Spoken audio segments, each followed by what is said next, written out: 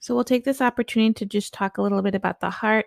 The heart's located within our thoracic cavity and is about the size of a clenched fist. And in looking at this illustration, we see just a few components that are being depicted here on the anterior surface, and we won't go through the posterior surface because this is not really about anatomy and physiology per se, but some things just to make a note of are the sulcus or grooves. So there is a coronary one, sometimes referred to as an atrioventricular one. It encircles the heart, and as the atrioventricular portion implies, separates the atria above from the ventricle below. There is an anterior interventricular sulcus as well as a posterior interventricular sulcus. The posterior is not shown because we're focusing on the anterior surface of the heart at the time. But these are going to extend down towards the apex of the heart. And these two harbor the largest of the coronary blood vessels, and coronary blood vessels will supply the heart with the blood that it needs to continue functioning.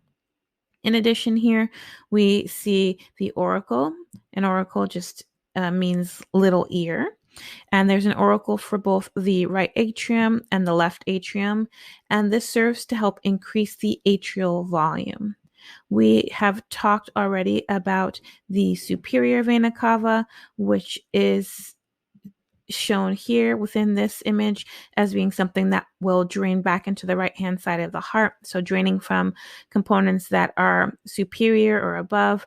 The inferior vena cava is not shown in this image, but both of those serve as large vessels that will bring deoxygenated blood back into the right hand side. There is the aorta here described as the ascending aorta. It's coming out here. It's going to curve over, and that's going to form an aortic arch. And there's several branching off that occurs here, different vessels that head towards specific areas of the body. Those are not ones that we're going to discuss in any detail. So we've talked about the fact that the atria are receiving, ventricles are distributing or discharging blood either to the lungs or to the rest of the body. And when we think about atria versus ventricles, the ventricles in general are much larger than that of the atria. But when we take a moment to cut open the heart and take a look at the anatomical differences between the right and left ventricles, we see that they're not exactly the same. And this really fits in with the idea of form and function. The walls of the left ventricle are much thicker than the walls of the right ventricle. And when we take a look at the cavity, we find that it is more circular here, whereas the cavity of the right ventricle is more crescent shaped. And in addition to being more crescent shaped, it also slightly encloses the left ventricle. Now, the difference lies in where these ventricles are directing blood to. So the left ventricle, being much stronger, is going to be directing blood to the rest of the body, right? So we think about it as systemic, while the right ventricle is responsible for pumping and building up pressure. It's not traveling as far because it's heading to the lungs. And so the muscles here are not going to be the same. So the left side generates much more pressure than the right side and is a more powerful pump.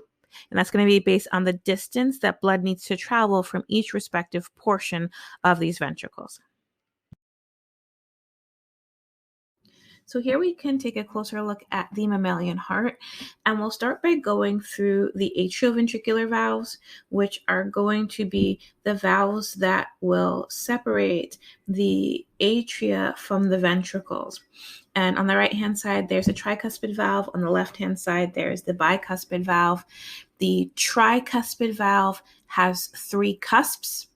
The bicuspid valve has 2 cusps. And when it comes to the valve, we can see that there are these little connections, and they're referred to as choroidae tendineae, and these connect the valve cusps to the papillary muscle that's seen on the floor of the ventricle. And the benefit of having this is to prevent the valves from flipping inside out when the ventricles contract. So we want them to stay in their conformational state as we go through different portions of the cardiac cycle. Now, in addition to atrioventricular or AV valves, there are also semilunar valves. And when it comes to the semilunar valves, there is the pulmonary valve and the aortic valve. So there are 4 different valves, 2 associated with the relationship between atria and ventricle, the other 2 associated with movement out, whether we're thinking about movement out into the systemic circuit or movement out into the pulmonary circuit. So the pulmonary controls the opening from the right ventricle into the pulmonary trunk, and the aortic valve controls the opening from the left ventricle into the aorta. When it comes to the valves, they don't open or close through muscular effort, but they open or close through changes in blood pressure. And that is going to change as the heart contracts, which will be systole, or relaxes diastole. When it comes to the chambers, there is the atria. So we have our 2 atria here, and those have thinner walls, and that's due to their role in receiving blood that's going to drain from the major vessels. And there is the fossa ovalis, which we can see here is like a little indentation, and that's going to be seen in the interatrial septum. And so the septum is what will partition the left and right sides of the atria from one another. And this depression is just indicative of where an opening used to be within the fetal heart, which under normal conditions should close. So that's what we see here. So this is a remnant from fetal circulation. When it comes to the ventricles, they make up the most volume of the heart. So you see there's a ton of room that's here, and they'll also have a septum here, which is shown as the interventricular septum. So there isn't within this illustration a specific term to show that there is a septum that separates the atria, but there is, and there is also one that separates the ventricles. And we expect that because we have distinct oxygen content when we look in our different chambers within the heart. The epicardium, myocardium, and endocardium make up the 3 layers of the heart wall. The epicardium being the most superficial or outermost layer, it's often infiltrated with fat. The middle layer is the myocardium, and this makes up the bulk of the heart, and this is the layer that is responsible for contractions. And the third layer is the endocardium. This is composed of endothelial cells, and it lines the heart chambers.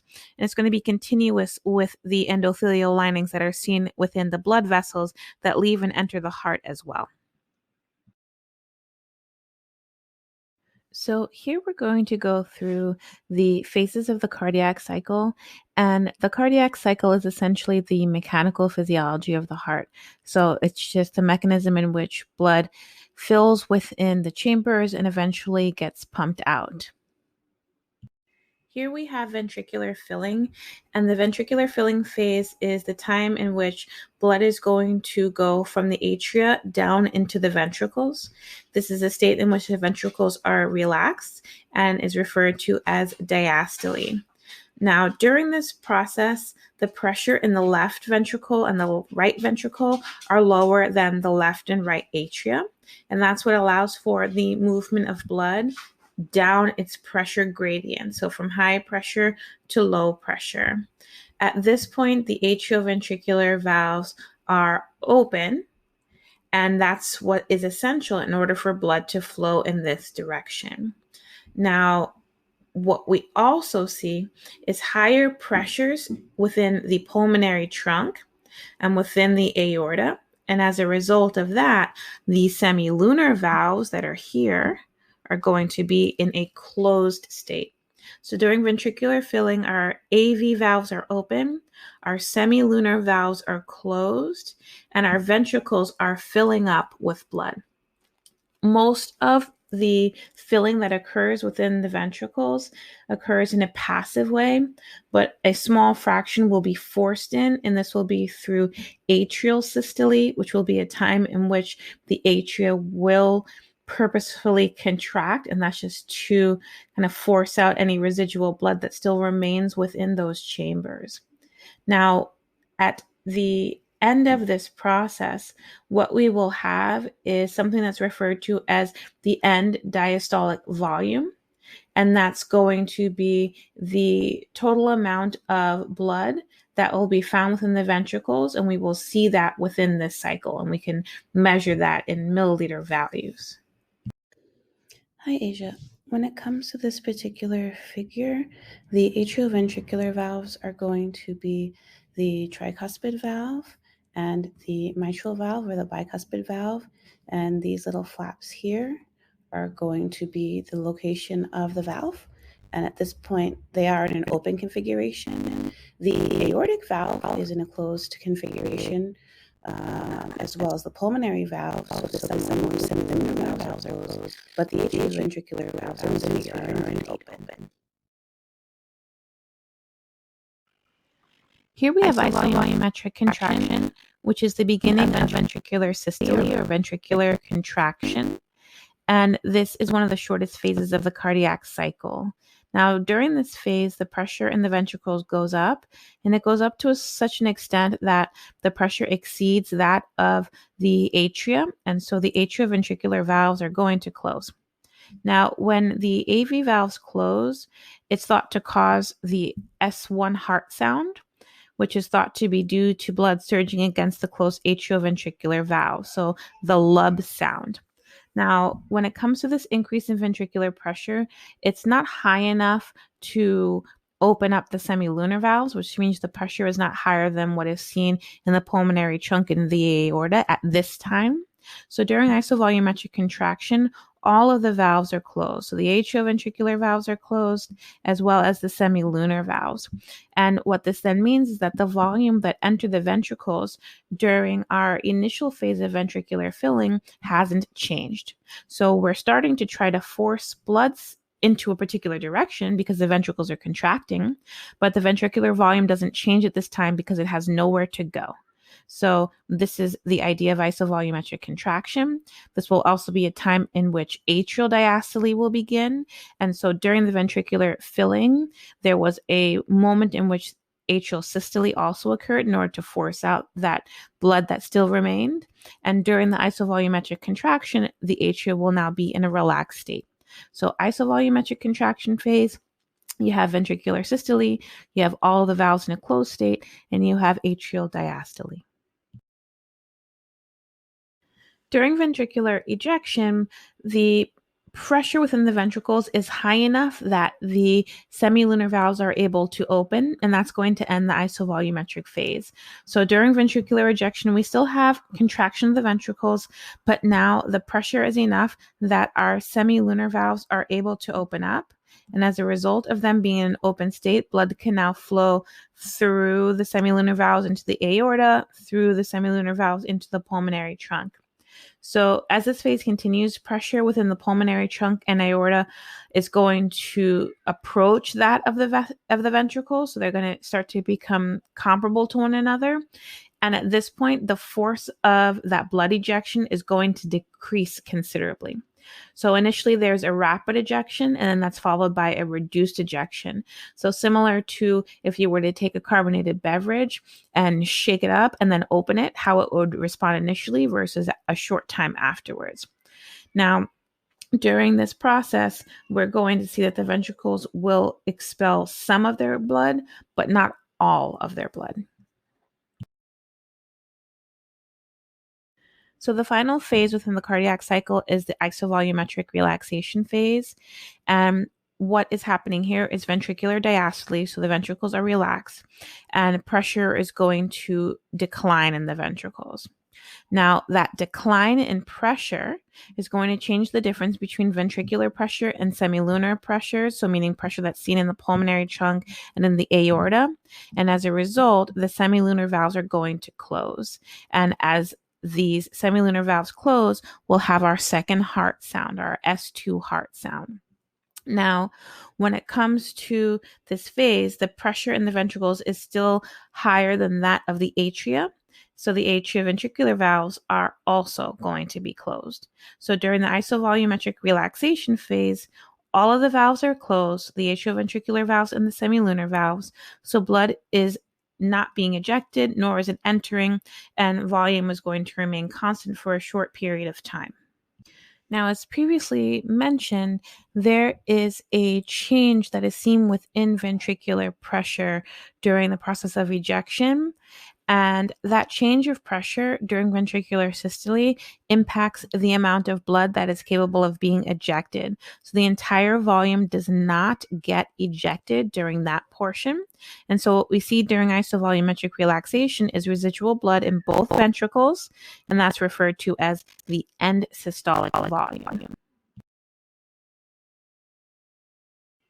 So this image serves as a way to think about the relationship between pressures in different areas of the heart, like was mentioned during the cardiac cycle, and how that influences the state of the AV valves or of the semilunar valves. And then it also gives us an opportunity to take a look at the changes in ventricular volume as the cardiac cycle progresses.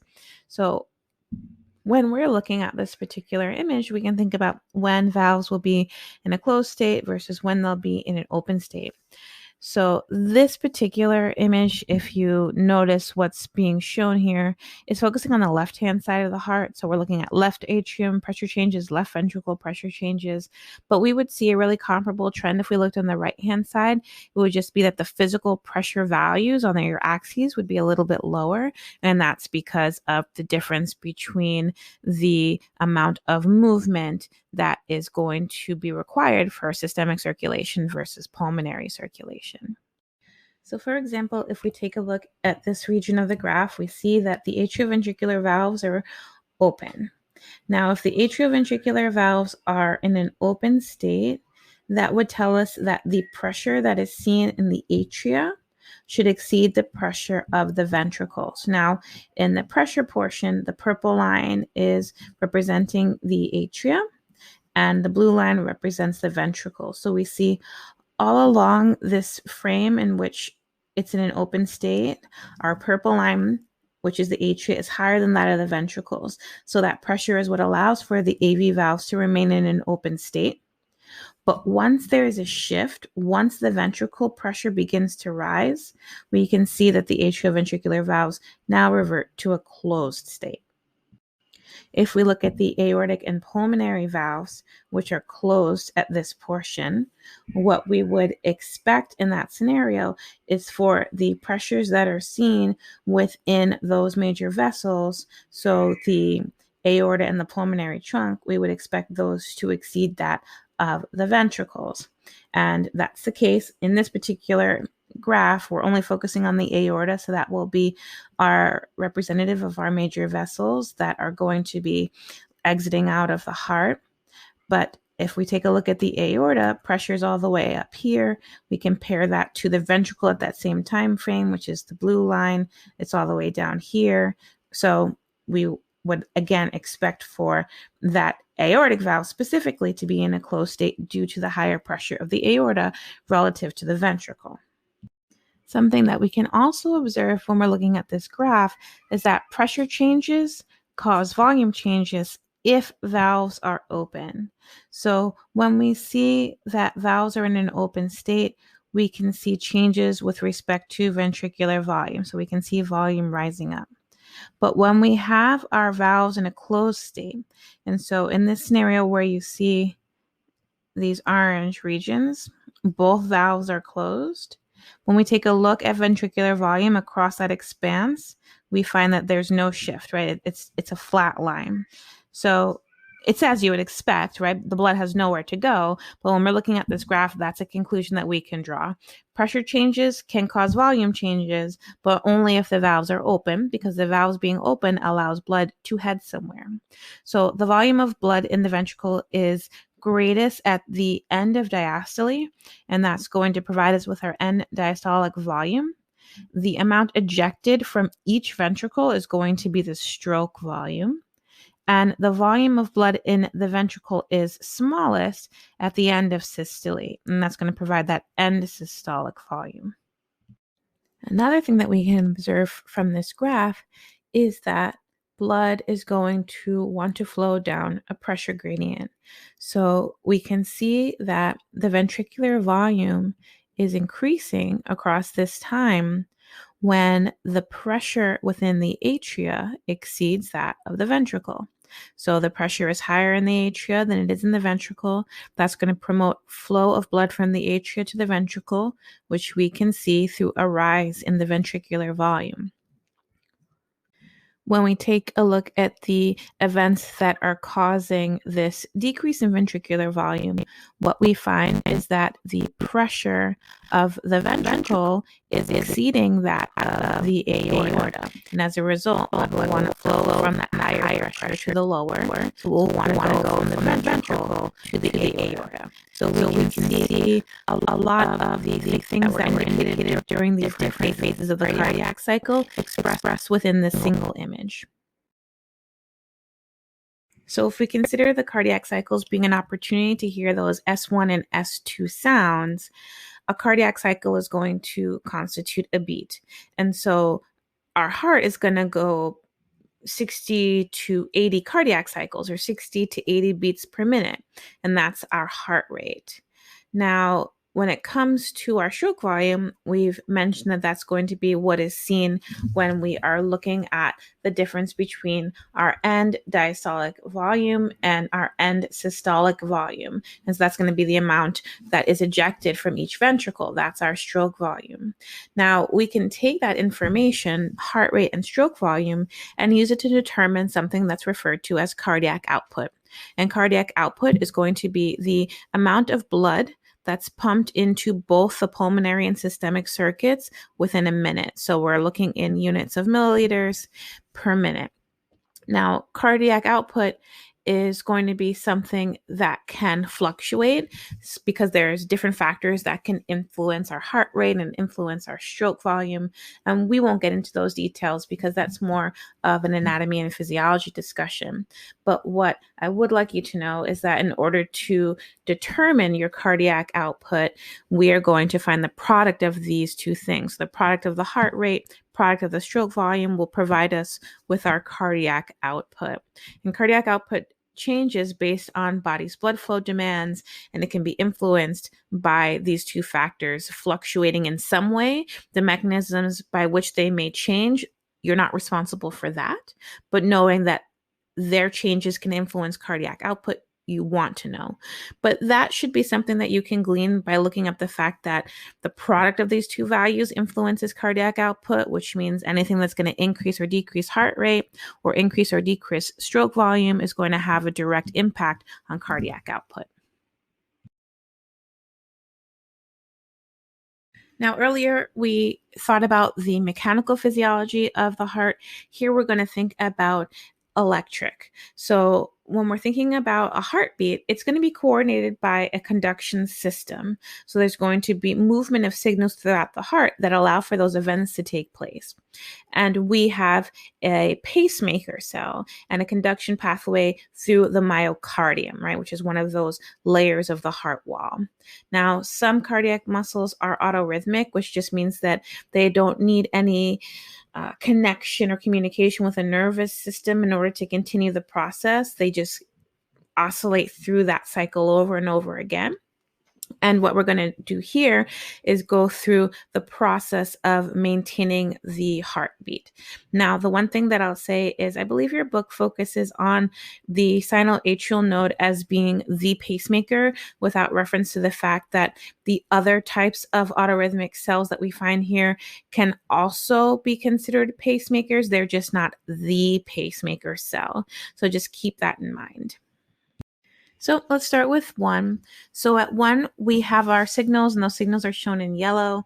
And here we have the signals are coming from the sinoatrial node. And the sinoatrial node is going to be composed of modified cardiocytes, which is cells. And these cells are going to be found within the right atrium. And they are going to be near the superior vena cava. So these pacemaker cells will initiate the heartbeat, and they'll also determine the heart rate. And the signals that are coming from the sinoatrial node are going to spread throughout the atrial myocardium. So you see all of that displayed in yellow there. By step 2, signals are going to get delayed, and that delay is going to occur at the atrioventricular node. And this is going to ensure that the atria has a chance to fully respond before progressing further, because the signal is going to allow for atrial contraction to take place. The AV node is located at the lower end of the interatrial septum near the right atrioventricular valve. And this node is going to provide a gateway to the ventricles in the lower portion of the heart. Next, we have a movement away from the AV node and to the bundle branches. And the bundle branches are going to fork into left and right bundle branches as they work their way down the interventricular septum towards the heart apex.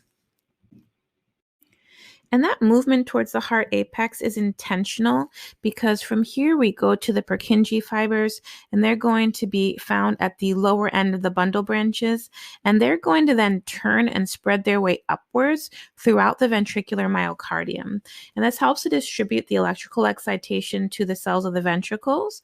And when it comes to the network that's seen here, it's more elaborate on the left-hand side compared to the right-hand side, due to the varying roles of these two ventricles in terms of systemic and pulmonary circulation. And what I often like to say when it comes to this movement is that starting from the apex, working our way upwards, and then thinking about the way that the muscles of the heart are organized, it's almost like taking a tube of toothpaste, ensuring you start from the bottom of that toothpaste tube and pushing it towards the top. And that's helping to ensure that we get the most efficient movement of blood out of the ventricles.